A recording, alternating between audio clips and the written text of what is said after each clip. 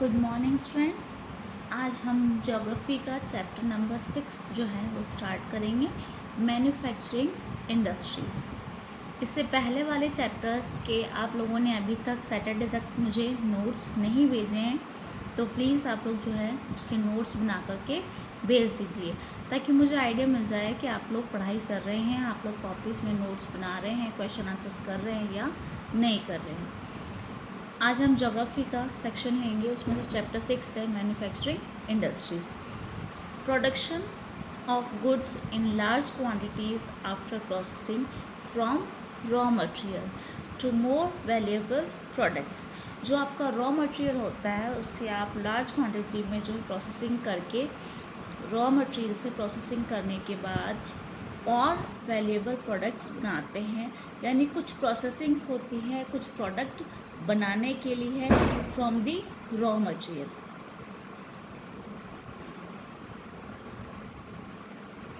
ये प्रोसेस जो है आपका कहलाता है मैन्युफैक्चरिंग, ठीक है।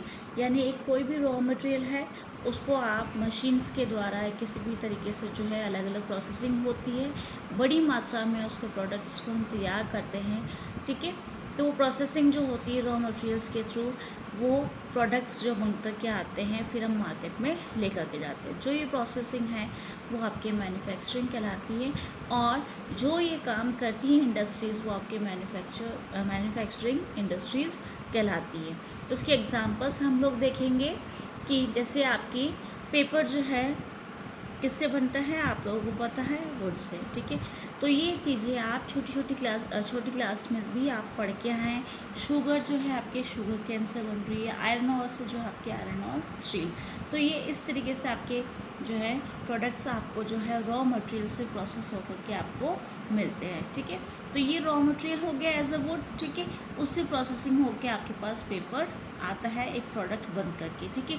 तो ये प्रोसेसिंग होने के बाद ही रॉ मटेरियल से जो प्रोडक्ट बनता है वो आपके किसके थ्रू बनता है, ये जो इंडस्ट्रीज़ होती है, तो वो मैन्युफैक्चरिंग इंडस्ट्रीज सेटअप की जाती हैं ताकि आपके प्रोडक्ट्स बन करके मार्केट तक पहुँचे। इन्हीं मैन्युफैक्चरिंग इंडस्ट्रीज़ के बारे में हम आज पढ़ेंगे, क्लियर। तो एग्ज़ाम में आपके इसी तरीके से पूछा जाता है, इसका मीनिंग पूछ लिया, या इस तरीके से एग्जाम्पल्स जो हैं आपको किससे क्या चीज़ बनती है वो आपको ऐसा एग्जाम्पल्स पूछ सकते हैं, क्लियर। नेक्स्ट है आपके people employed in secondary activities. जो लोग हैं इसमें भी सेकेंडरी एक्टिविटीज़ में एम्प्लॉयड होते हैं। Manufacture the primary materials into finished goods. ये जो लोग इसमें सेकेंडरी एक्टिविटीज़ ही हैं, ये मैन्युफैक्चरिंग, ठीक है। हमने पढ़ा था इससे पहले वाले चैप्टर्स में प्राइमरी, सेकेंडरी और टर्शरी, हम तीनों ही सेक्टर्स की बात कर रहे हैं, ठीक है। नेक्स्ट चैप्टर जो है उसी से रिलेटेड है, तो हम इस चैप्टर में आपके सेकेंडरी एक्टिविटीज़ के बारे में पढ़ रहे हैं।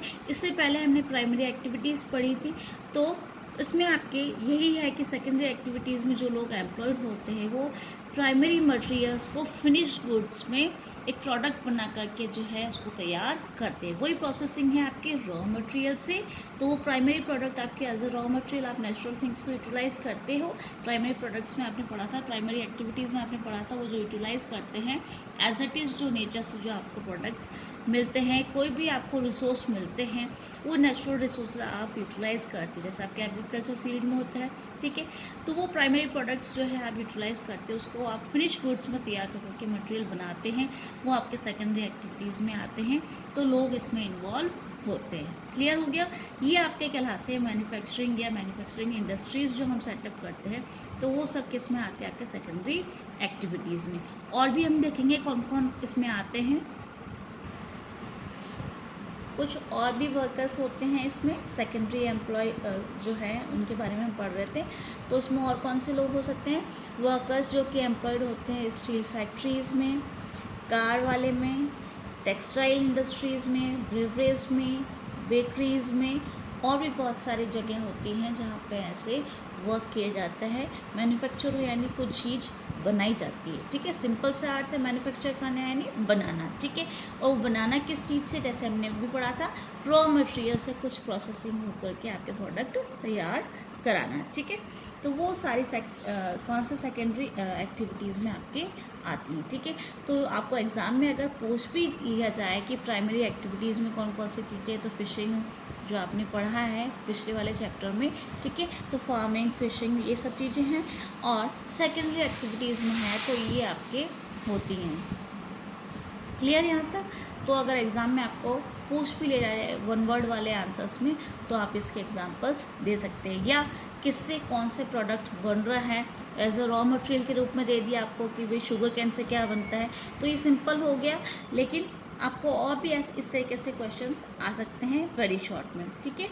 नेक्स्ट है आपकी economic strength of a country. ये जो मैन्युफैक्चरिंग इंडस्ट्रीज़ होती है, आपका बेसिक स्ट्रेंथ होता है, मूल आधार होता है, आपकी स्ट्रेंथ होती है आपके हर एक कंट्री की, ठीक है।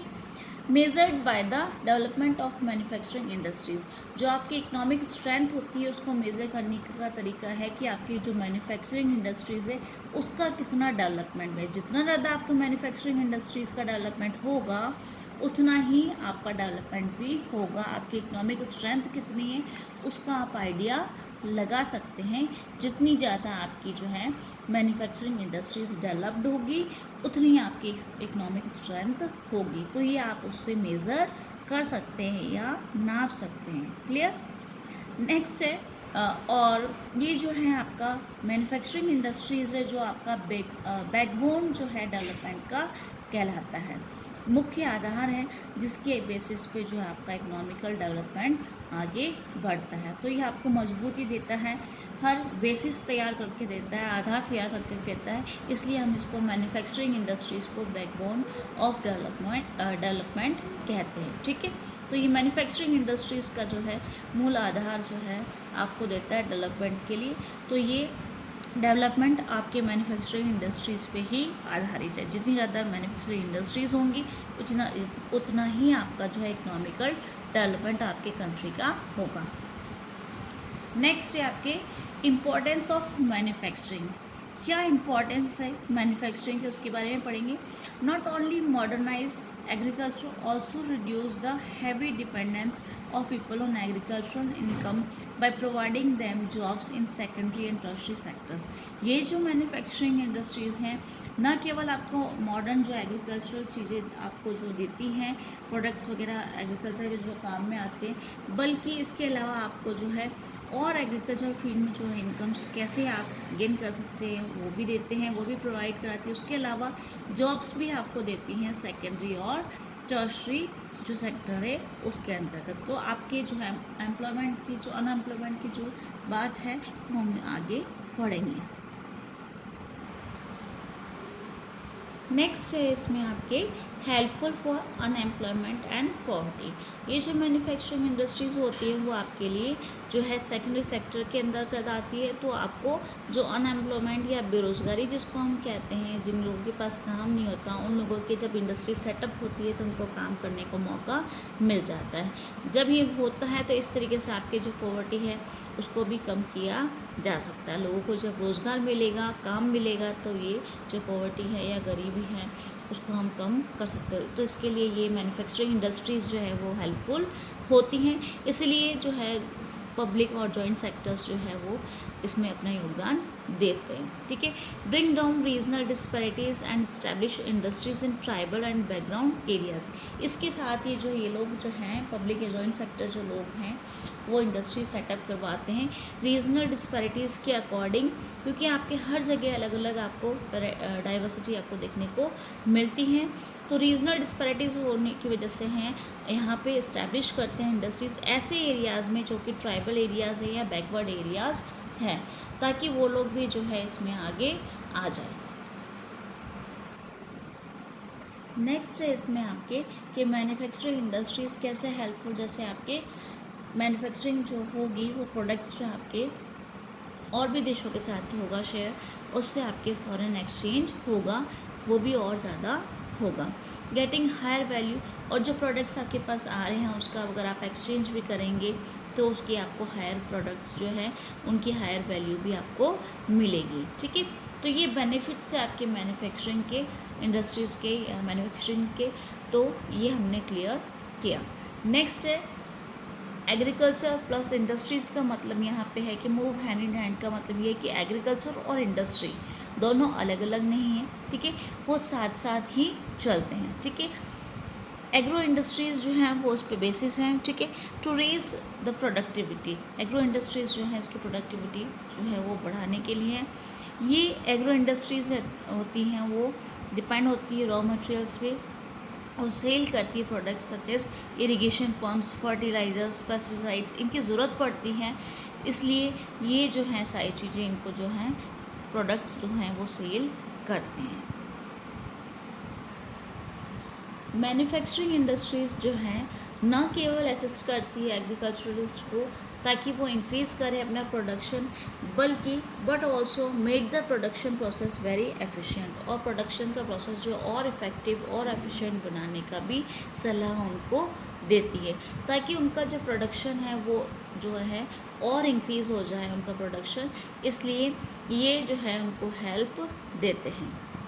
नेक्स्ट है आपके are manufactured goods must be at par in quality with those in the international market, और जो मैन्युफैक्चरिंग इंडस्ट्रीज़ जो प्रोडक्ट्स बना रही हैं तो उसकी क्वालिटी इतनी अच्छी होनी चाहिए कि हम लोग इंटरनेशनल मार्केट में भी जो है स्टैंड कर सकें, क्योंकि कंपटीशन बहुत ज़्यादा है, इसलिए इंटरनेशनल मार्केट में जो और भी कंपनीज आती है और भी इंडस्ट्रीज़ होती है उसकी वजह से जो हमको कंपटीशन करना पड़ता है। तो ये जो मैन्युफैक्चरिंग इंडस्ट्रीज़ वो इस तरीके से सेटअप की जाए कि जो हमारी क्वालिटी वो इतनी अच्छी हो कि हम कम्पीट कर पाए इंटरनेशनल लेवल पे, जो इंटरनेशनल मार्केट है उन कंपनीज़ के साथ में। Only then will we be able to compete in the international market. अगर हमारी क्वालिटी अच्छी होगी तो ही हम कम्पीट कर पाएंगे इंटरनेशनल मार्केट में, वरना हम लोग नहीं कर पाएंगे। क्लियर? तो ये डिपेंड करता है कि हमारी मैन्युफैक्चरिंग इंडस्ट्रीज़ जो है उनको इतनी सब चीज़ें अवेलेबल करवाएं हमारी गवर्नमेंट वगैरह, ताकि ये सब चीज़ें सेटअप हो जाए। नेक्स्ट है आपके contribution of industry in national economy. ये जो मैन्युफैक्चरिंग इंडस्ट्रीज़ है अभी हमने पढ़ा था, बैकबोन है आपके डेवलपमेंट का, ठीक है, ये आधार देती है आपको, तो आपके इसके बिना जो है आपका कंट्री का डेवलपमेंट जो है वो नहीं हो सकता है। कंट्रीब्यूशन जो होता है हमारे नेशनल इकोनॉमी में, जो हमारी राष्ट्रीय आय होती है उसमें बहुत बड़ा योगदान होता है। Over some decades some years GDP is lower. अभी कुछ ही दशकों में अगर हम देखें तो हमारी जीडीपी रेट कम हुई है, ठीक है, अप्रोक्सीमेट जो है वो कम ही चल रही है। तो अप्रोप्रिएट पॉलिसी जो है गवर्नमेंट की तरफ से बनाई जानी चाहिए। Industries can improve productivity. Economics जो है वो प्रेडिक्ट करते हैं कि ये जो industry can achieve it's target over the next decade. तो आपके जो अर्थशास्त्री जो लोग होते हैं, इकोनॉमिक्स जो होते हैं, वो प्रेडिक्ट करते हैं, ऐसी आशा रखते हैं कि हमारी इंडस्ट्री ऐसा अचीव कर सकती है इस टारगेट को कि हम और जो है आगे जीडीपी रेट जो हमारी बढ़ जाए। तो नेक्स्ट डिकेड की वो बात ऐसा सोचते हैं कि हम लोग इस गोल को अचीव कर लेंगे, जबकि हमारे पहले जो हम डिकेड्स में देखें दशकों में तो हमारी जीडीपी रेट लोअर ही है। The national manufacturing competitiveness council जो है एनएमसीसी जो है उसको जो है सेटअप किया गया है इसी टारगेट के रूप में, इसी ऑब्जेक्टिव को, इसी उद्देश्य से जो है इसकी स्थापना की गई है। क्या कि हम लोग हमारा टारगेट को अचीव कर लें, हमारा प्रोडक्टिविटी और अच्छी हो उसको इम्प्रूव करने के लिए। इस तरीके से अगर क्वेश्चन आ जाए कि एनएमसीसी जो नेशनल मैन्युफैक्चरिंग कॉम्पिटिटिवनेस काउंसिल जो है वो क्यों सेटअप की गई, तो उसका ऑब्जेक्टिव था कि वो प्रोडक्टिविटी जो है उसको इम्प्रूव करने के लिए इंडस्ट्रीज़ में जो है इसको सेटअप किया गया था, और इसको जो इस टारगेट को जो है हम लोग नेक्स्ट डिकेड तक जो है अचीव कर लेंगे। इस पर्पज़ से, इस ऑब्जेक्टिव से इसकी स्थापना, इसको सेटअप किया गया था। नेक्स्ट आता है आपके इंडस्ट्री लोकेशन। अब आपने पढ़ लिया मैन्युफैक्चरिंग इंडस्ट्रीज़ क्या होती है, कौन कौन से प्रोडक्ट्स किससे क्या बनते हैं, ठीक है, और क्या हमारे इकोनॉमिकल फील्ड में जो है हमारे इकोनॉमी को जो है कैसे बढ़ाती है इंडस्ट्रीज़। और अब हम पढ़ेंगे इंडस्ट्री जो है कहाँ पे लोकेट की जा सकती है। उसके लिए बहुत सारे फैक्टर्स होते हैं। पहला है availability of raw material, labour, capital, power and market etcetera. बहुत सारी चीज़ें होती हैं जो इसमें इंक्लूडेड होती हैं। तो सबसे पहले है कि कैपिटल तो चाहिए ही चाहिए आपको, ठीक है, उसके अलावा आपको रॉ मटेरियल अवेलेबल होना चाहिए, लेबर भी चाहिए, पावर भी चाहिए और मार्केट प्लेस भी चाहिए जहाँ पे इनको आप सेल करने के लिए भेजेंगे। और सेल करने के लिए मार्केट प्लेस तक जाने के लिए आपको प्रॉपर ट्रांसपोर्टेशन भी चाहिए। तो ये सब चीज़ें जो है इसमें इंक्लूडेड होती है कि ये लोकेशन है जहाँ पे आप सेटअप कर सकते हैं। अगर हम लोग जो कहें कि सारी चीज़ें एक जगह मिल जाए, ऐसा भी नहीं होता, not possible at one place. So most appropriate place where all the factors of industrial location are either available or can be arranged at lower cost।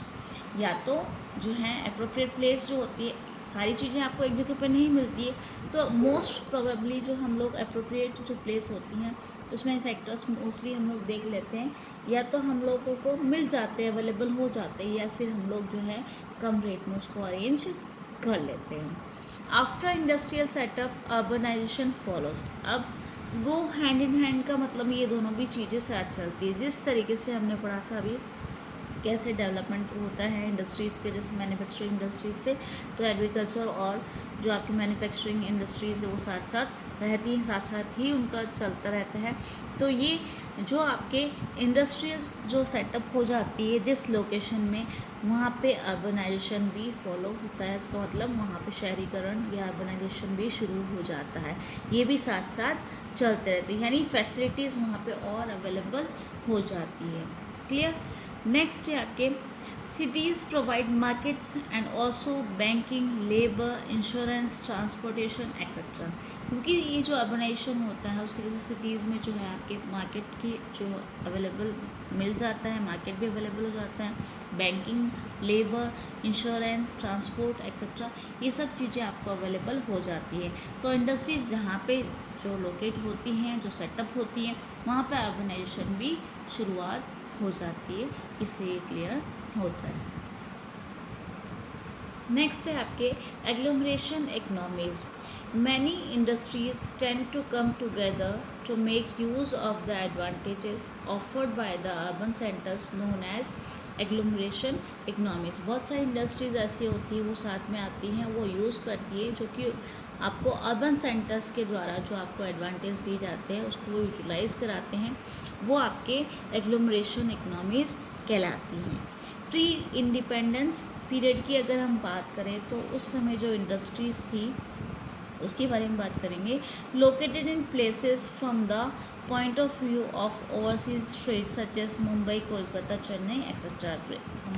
जो आज़ादी की पहले की बात करें तो इंडस्ट्रीज़ जो हमारे यहाँ पर सेटअप हुई थी ये मुंबई, कोलकाता, चेन्नई, इन्हीं जगहों पे क्यों हुई थी? क्योंकि इन लोगों को भी सारी चीज़ें जो हमने अभी पढ़ी थी कि जो मार्केट प्लेस है, रॉ मटेरियल है, आपको लेबर है, ये सब चीज़ें इन लोगों को जो है, जैसे समुद्र के रास्ते से जो वो लोग व्यापार करते थे, तो ये सेंटर्स थे मुख्य जहाँ से ये लोग जो है ट्रेड कर सकते थे। तो ये रॉ मटेरियल, उसके अलावा आपके जो ट्रांसपोर्टेशन, किस तरीके से ट्रेड जो करना है उनको समुद्र के द्वारा, ये सब चीज़ें वहाँ पे जो है अवेलेबल थी, इस वजह से वहाँ पे लोकेट की गई थी। तो ये इंपॉर्टेंट सेंटर्स थे हमारे उस समय के।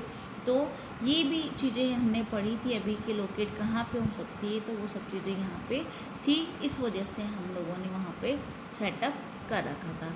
तो ये था कि आपके किस जगह पे आपके इंडस्ट्रीज सेटअप कर सकते हैं।